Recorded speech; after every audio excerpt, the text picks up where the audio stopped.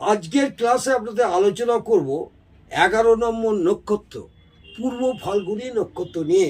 বিগত কয়েকদিন আগে আপনাদের আগের ক্লাসে আমি আলোচনা করেছি 10 নম্বর নক্ষত্র অর্থাৎ মঘা নক্ষত্র নিয়ে। আজকে আলোচনা করব পূর্ব ফাল্গুনী নক্ষত্র। এই 27টা নক্ষত্রের মধ্যে 11 নম্বর নক্ষত্র পূর্ব ফাল্গুনী নক্ষত্র। এই পূর্ব ফাল্গুনী নক্ষত্র অধিপতি হচ্ছে শুক্র। এই নক্ষত্রে জন্মগ্রহণ করলে জাতক জাতিকাদের সাধারণত কি কি রোগ হতে পারে সেই নিয়ে বিস্তারিত আলোচনা করছি, আপনারা লিখে নিন।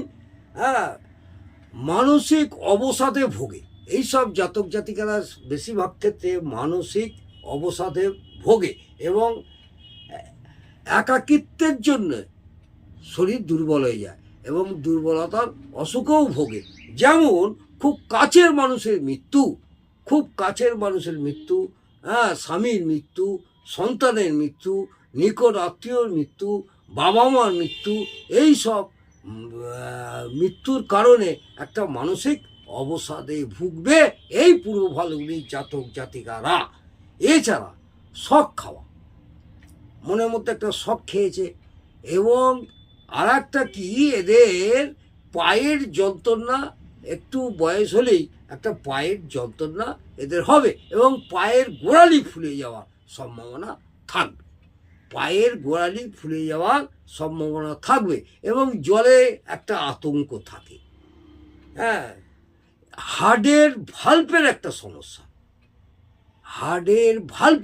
সমস্যা এবং হট করে হার্ট ফেল হয়ে যাওয়ার এই রোগগুলো সাধারণত বেশিরভাগ সকলেরই হবে তা নয়, বেশিরভাগ ক্ষেত্রে দেখবেন পূর্ব ফাল্গুনী নক্ষত্রের জাতক জাতিকাদের, আপনারা নিজেরাও ফলো করবেন, পূর্ব ফাল্গুনী নক্ষত্রের জাতক জাতিকাদের এই রোগগুলো হওয়ার প্রবণতা বেশি থাকবে। আজকে এই পর্যন্ত। নেক্সট দিন আপনাদের 12 নম্বর নক্ষত্র উত্তর ফাল্গুনী নক্ষত্র নিয়ে আলোচনা করব। আজকে এই পর্যন্ত থাক।